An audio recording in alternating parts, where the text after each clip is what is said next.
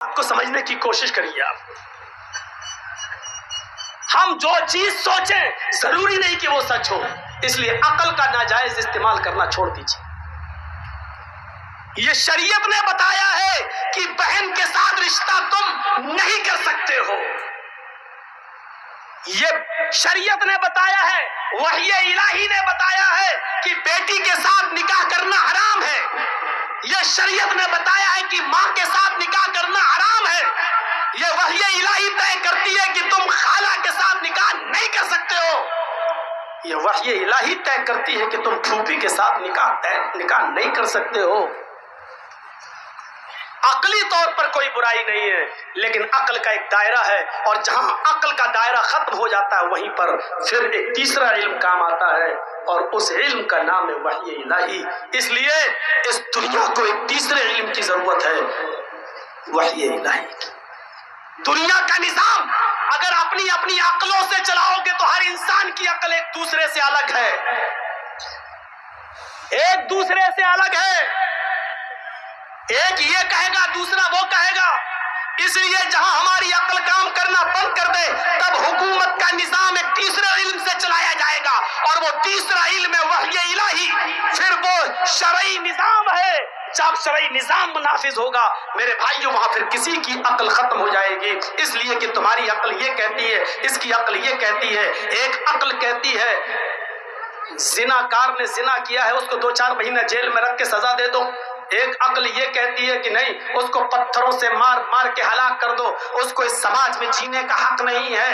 کل تک اس سزا کو لوگ روڑی وادی سزا کہتے تھے، اور جب ہندوستان میں بھارت میں جب بلاತ್ಕಾರ اور ریپ کے کیس بڑھے تب راج ٹھاکرے کو بھی کہنا پڑا کہ اسلام کی سزا ان کے اوپر لاگو کرو، پتھروں سے مار مار کے ان کو ہلاک کر دو، ختم کر دو. میرے بھائیوں بتاؤ، ہماری عقل یہ کہتی ہے کہ چور کے ہاتھ کاٹ دینے کے بعد وہ بیچارہ مجبور ہو جاتا ہے، پھر کمانے کے لائق نہیں ہے، اس لیے چور کے ہاتھ نہیں کاٹنا چاہیے. اگر ہاتھ کاٹ دیں گے تو زندگی بھر پھر وہ محنت نہیں کر سکے گا، مزدوری نہیں کر سکے گا.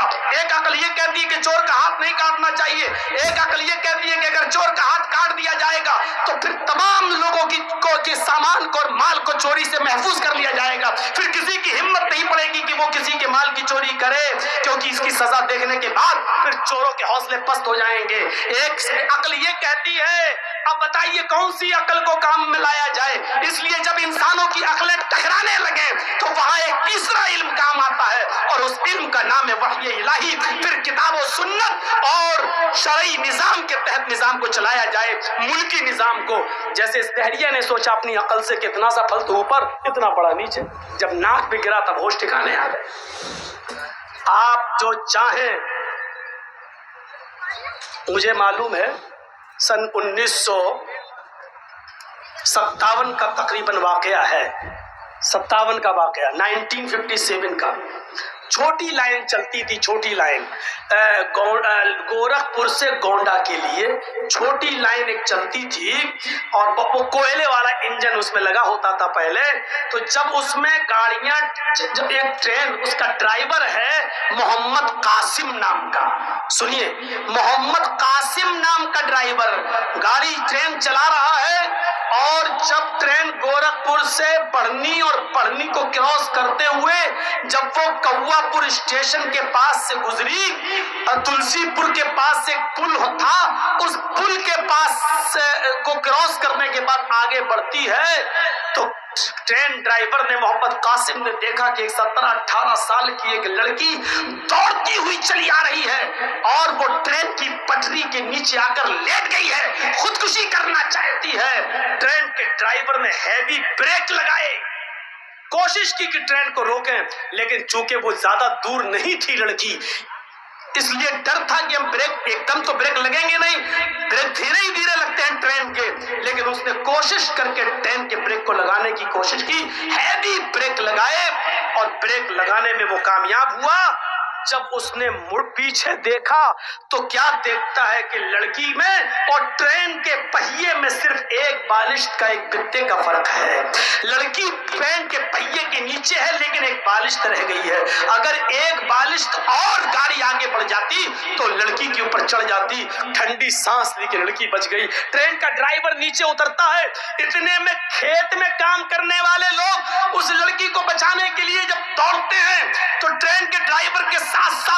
वहां जमा है। जब उस लड़की को उठाया जाता है, उसकी सांस सूंघी जाती है, दिल की धड़कन देखी जाती है, तो पता चलता है कि लड़की हार्ट अटैक से मर चुकी है।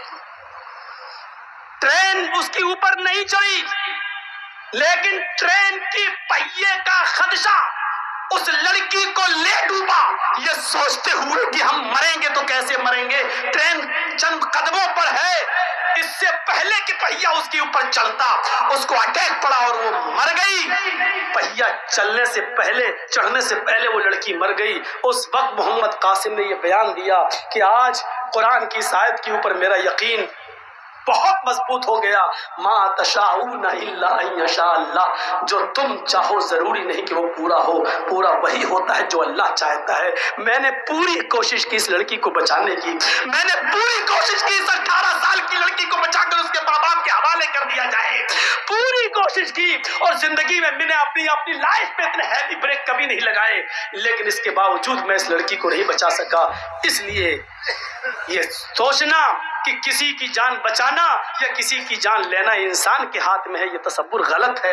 ये किसी की इंसान के हाथ में नहीं है। अगर किसी की जान बचाना इंसान के हाथ में होता तो माफ कीजिए मोहम्मद कासिम इस लड़की की जान को बचा लेता और कामयाब हो गया।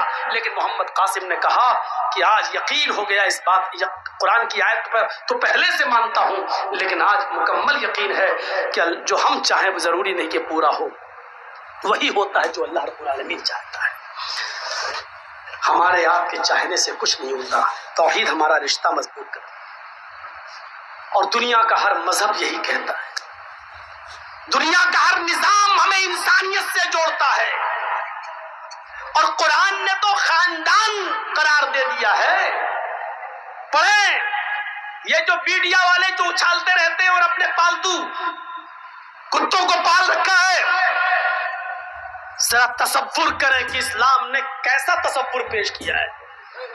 या अय्युहन्नास इन्ना खलकनाकुम मिन ज़करिन व उन्सा वजअलनाकुम शुऊबन व क़बाइला लितआरफू इन्ना अक्रमकुम इंदल्लाहि अत्क़ाकुम। हाय संपूर्ण जगत की मानव जाति है, सारी दुनिया के इंसानों, अल्लाह क्या कह रहा है? हाय सारी दुनिया के इंसानों, हाय सारी दुनिया के लोगों, इन्ना खलकनाकुम मिन ज़करिन व उन्सा, हमने तुमको एक मर्द से और एक औरत से पैदा किया है, हमने तुमको एक स्त्री से एक पुरुष से जन्मा है, तुम्हारा बाप एक, तुम्हारी माँ एक, तुम आदम के बेटे हो, तुम आदम की संतान हो, तुम हव्वा के बेटे हो, तुम आशू के पुत्र हो, तुम शत्रुपा की संतान हो, तुम्हारा बाप एक, तुम्हारी माँ एक। मुझे मीडिया वाले दिखाएं, आज जो कुत्तों की तरह डिबेट में भौंक रहे हैं, वो मुझे बताएं कितनी बड़ी इंसानियत किस धर्म के अंदर मौजूद है, जो सारी दुनिया के इंसानों को एक बाप और एक माँ का संतान कह रहा हो, एक ही बाप और एक ही माँ की औलाद कह रहा हो, तुम्हारा बाप एक, तुम्हारी माँ एक। इस्लाम हमें कहता है तुम किसी पर जुल्म न करो, किसी को मत सताओ, तुम्हारा बाप एक है, तुम्हारी माँ एक है, तुम आदम के बेटे हो, तुम हव्वा की औलाद हो। वजअलनाकुम शुऊबन व क़बाइला लितआरफू, हमने तुमको शोबों में, कबीलों में इसलिए बांटा है, हमने तुम्हें शोबों में, कबीलों में इसलिए रखा है, हमने तुम्हारी जातें बिरादरियां इसलिए बनाई हैं ताकि तुम एक दूसरे को पहचान सको, इसलिए नहीं बनाई कि खान ये कहे कि मैं सबसे अफजल, अंसारी कहे कि हमसे ऊंचा कोई नहीं, तुर्क कहे कि हम सबसे बड़े, पठान कहे कि हम तो असली इंसान है।